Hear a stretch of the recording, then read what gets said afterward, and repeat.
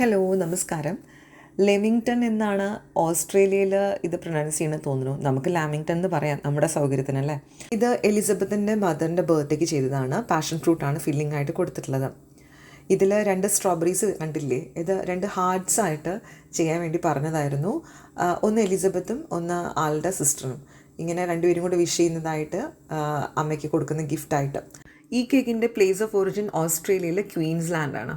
Queensland അല്ലെങ്കിൽ ക്വീൻസ്ലാൻഡിൻ്റെ capital Brisbane ലോകത്തെ എനിക്ക് ഏറ്റവും ഇഷ്ടപ്പെട്ട സ്ഥലങ്ങളിലൊന്നാണ്.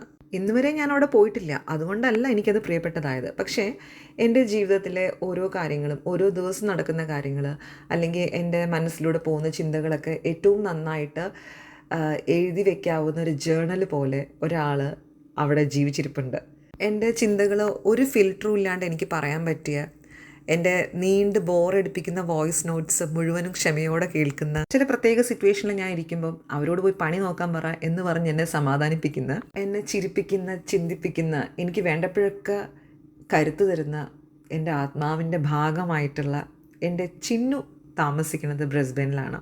നമ്മളൊന്ന് ഡൗൺ ആയിരിക്കുമ്പോൾ നമ്മൾ അയക്കുന്നൊരു വോയിസ് നോട്ടിൽ നിന്ന് അതിൻ്റെ ഉള്ളിൽ നിന്ന് അത് പിടിച്ചെടുത്തിട്ട് ഏത് പാതിരാത്രിക്കാണെങ്കിലും വീഡിയോ കോൾ ചെയ്തിട്ട് നമ്മൾ ഓക്കെ അല്ലേ എന്ന് ഉറപ്പിക്കുന്ന ഒരു ഫ്രണ്ട് നിങ്ങൾക്കുണ്ടെങ്കിൽ ഈ പറഞ്ഞ സൗഹൃദം, അതിൻ്റെ ആഴം നിങ്ങൾക്ക് മനസ്സിലാവും. മനസ്സുകൊണ്ട് ഏറ്റവും നന്നായിട്ട് അറിയാമെങ്കിലും ഓരോ ദിവസവും ഇവിടെ എന്തൊക്കെ ഞാൻ കുക്ക് ചെയ്യുന്നു, എന്തൊക്കെ കഴിച്ചു എന്ന് വരെയും അറിയാമെങ്കിലും ഞങ്ങൾ ഇന്ന് വരെയും തമ്മിൽ കണ്ടിട്ടില്ല. നേരിട്ട് വീഡിയോ കോൾ ചെയ്യാറുണ്ട്. ഇന്നത്തെ ഡിജിറ്റൽ യുഗത്തിന് തരാവുന്ന ഏറ്റവും നല്ല കാര്യങ്ങൾ ഇതൊക്കെയാണല്ലേ. പണ്ടൊക്കെ നമ്മൾ പെൻ ഫ്രണ്ട്സൊക്കെ ഉണ്ടാക്കിയിരുന്ന കാലം ഉണ്ടായിരുന്നു. എനിക്ക് അങ്ങനെ ഒരു ഫ്രണ്ട് ഇല്ലായിരുന്നെങ്കിലും പലരും അതിൻ്റെ ഒരു രസം പറഞ്ഞു കേട്ടിട്ടുണ്ട്.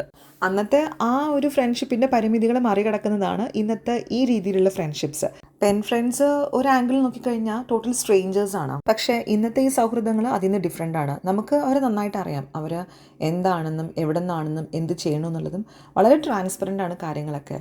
ലോങ് ഡിസ്റ്റൻ്റ് ആയിട്ടുള്ള ഫ്രണ്ട്ഷിപ്പ് ആണെന്ന് മാത്രം. അപ്പോൾ ഒരു സോഷ്യൽ ബട്ടർഫ്ലൈ ആയിട്ടുള്ള ചിന്നുവും വളരെ ഇൻട്രോവേർട്ട് ആയിട്ടുള്ള ദീപയും തമ്മിലുള്ള സൗഹൃദത്തിൻ്റെ കഥയാണ് ഞാനിപ്പോൾ പറഞ്ഞത്. 2 സ്ത്രീകൾ തമ്മിൽ നല്ല സൗഹൃദം ആയിക്കഴിഞ്ഞാൽ അതിന് അങ്ങോട്ടും ഇങ്ങോട്ടും കൊടുക്കാവുന്ന ഏറ്റവും നല്ല കാര്യം എന്താണെന്നറിയോ?